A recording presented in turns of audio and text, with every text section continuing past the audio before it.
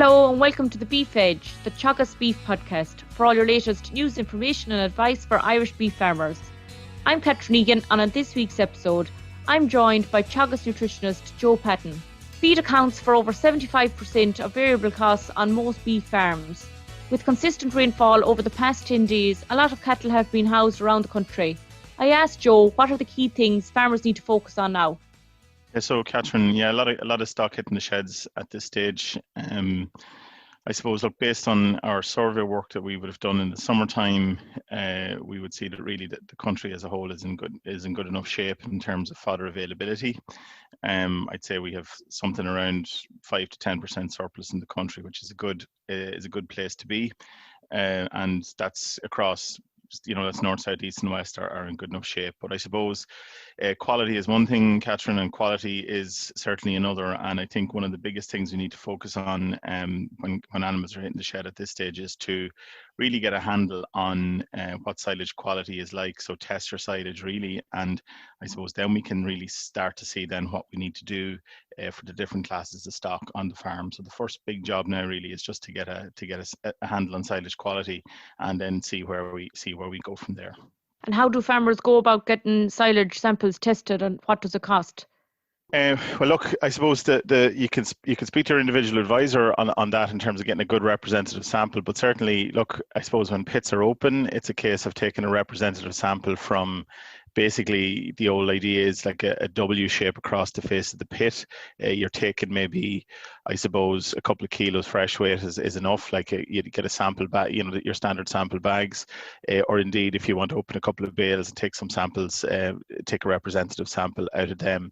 The big thing with the sampling, Catherine, is just to make sure that whichever system you go with, I suppose, or whichever lab is used to test the silage, is that it is actually an accredited lab, that the system that's been run is basically calibrated for Irish conditions, is calibrated for Irish silages, because it's essentially a very simple process at this stage to test silage. When you send your sample into the lab, it's just scanned effectively, and the scan then is used to predict the results. So you just need to make sure that you have an accredited, that the lab you're using is accredited lab. So just check that with whoever's doing it.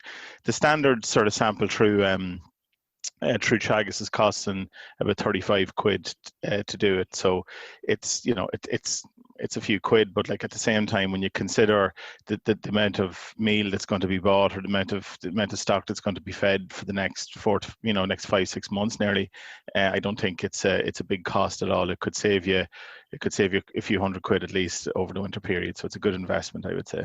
Silage quality is very important, Joe, but year on year we talk about targets to achieve over the winter for weanlings, particularly of 0.6 kilos per head per day.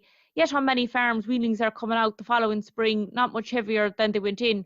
Where are we going wrong? That's a good question. I suppose, look, when we do say test our silage quality, in a way that really one of the big things we need to use the silage results to do, Catherine, is to sort of use it almost as a way to say, well, did I do a good job this year in terms of making silage, and what could I change for next year? So in some ways, it's almost too late to do anything about it, because the silage is there in the yard and you're stuck with what you have for this year. So certainly making it, looking at what you need to do for next year is a big part of that. And it's a very simple story, and it's the same.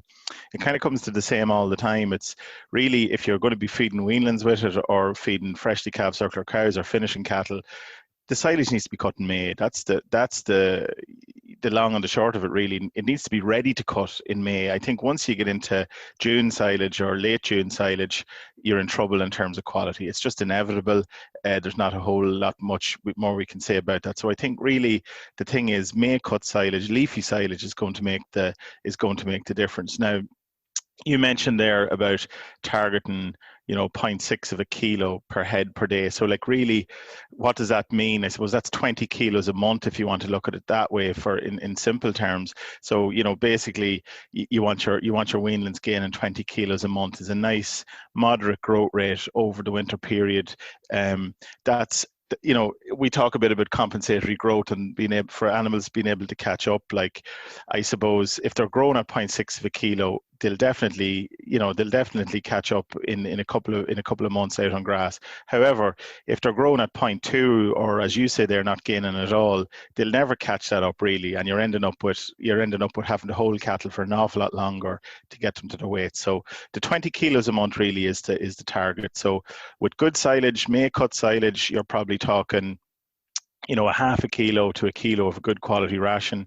With sort of mid-June, late June silage, you could be talking about 2.5 kilos to up to 2.5 kilos, maybe 3 kilos, to make that difference. That's 50 to 60 euros a head difference in meal cost. And as you say, maybe what happens on a lot of farms is a lot of farmers maybe just decide not to feed that extra meal, and they suffer the poor growth rate as a result.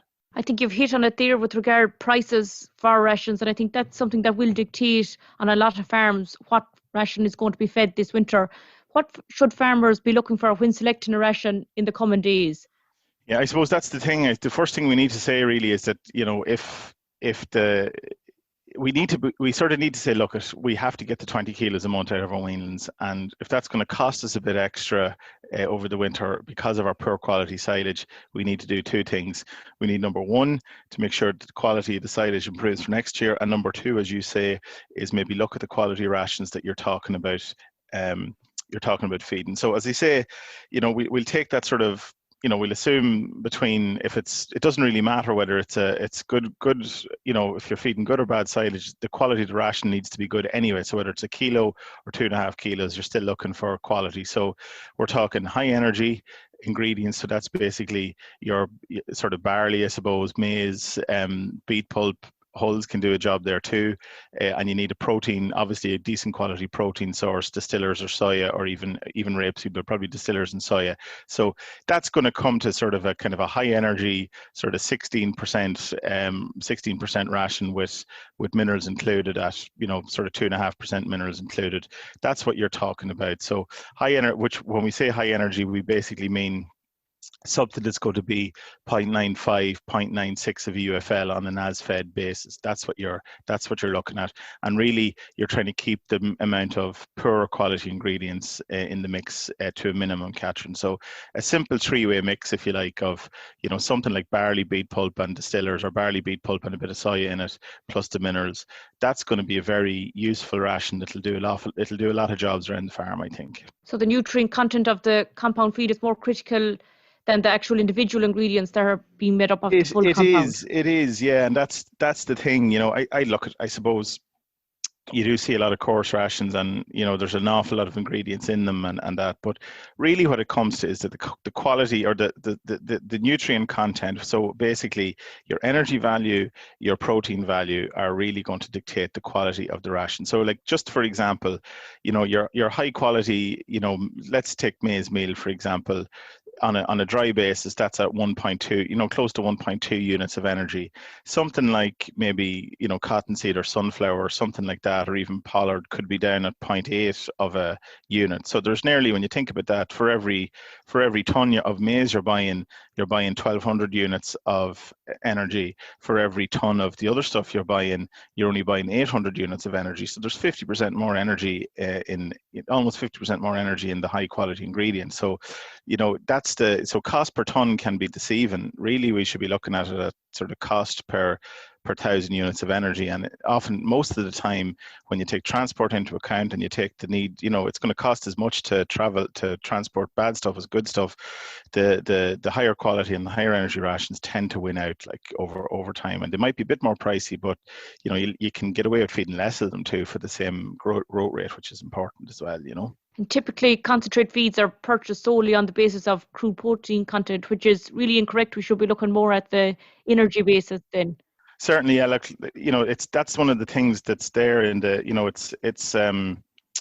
it's one of the things I suppose we need to remember, is that there are some relatively high protein ingredients out there that are quite poor for energy, and in that case, you can get protein percent up by having high protein, low energy ingredients. And basically, if you want to buy the cheapest high protein ration out there, you're probably buying, because in terms of what the cost of the inputs are, you're going to end up probably buying something that's slightly lower in energy overall. So I would say absolutely the key ingredients. Look at your top 3 ingredients, your top 4 ingredients.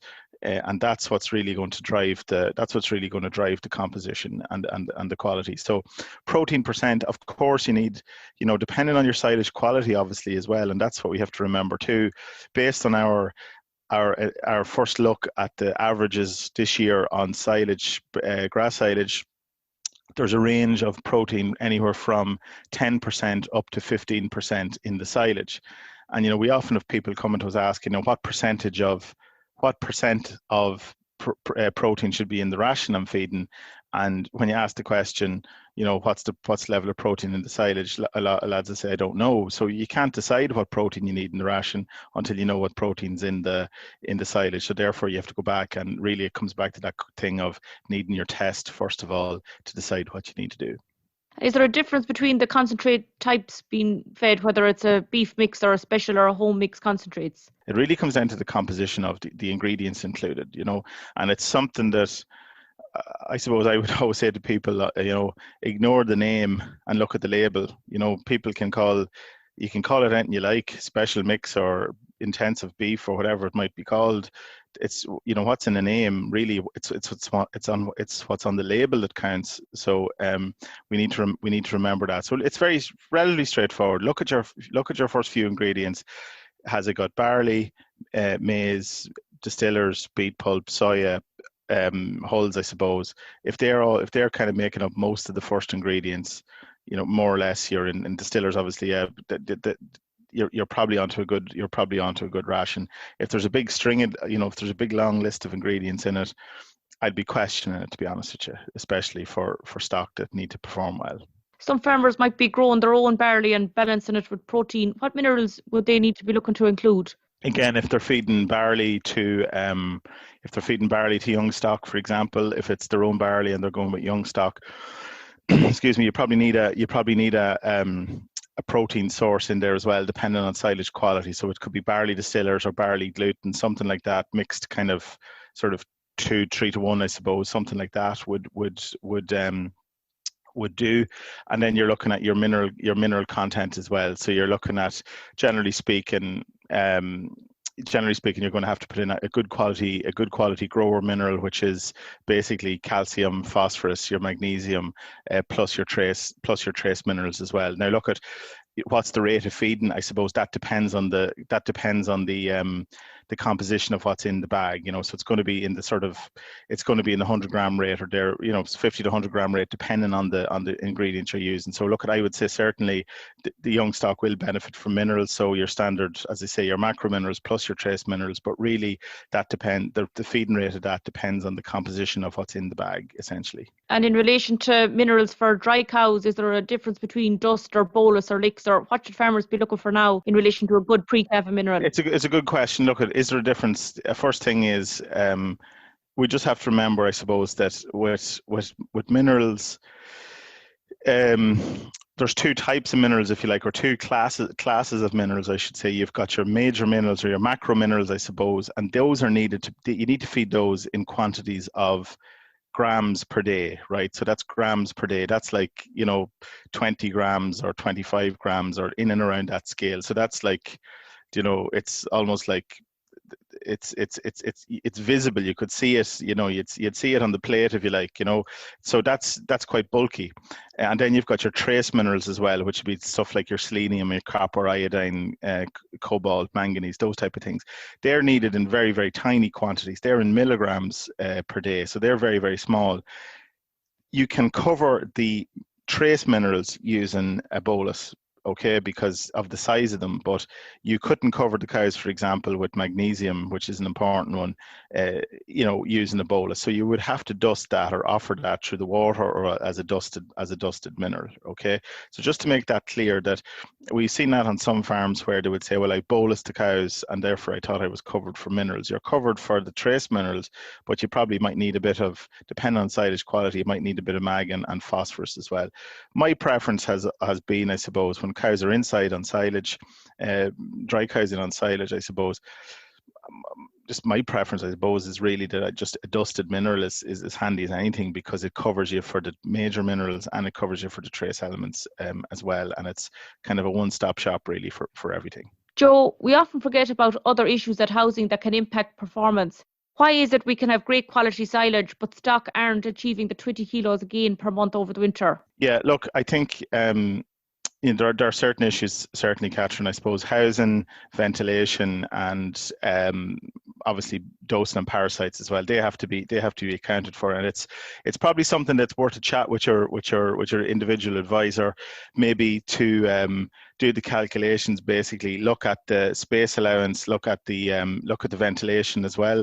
So basically, you could, advisors are available and willing to get involved in just taking a look at your floor allowance and do the calculations depending on the type of stock you have. So that could be just measure your own pens roughly and see how many cattle you can fit into them. So obviously there's good information as to how to do that. So I think that's important, that the space and the the space of allowance and ventilation is right.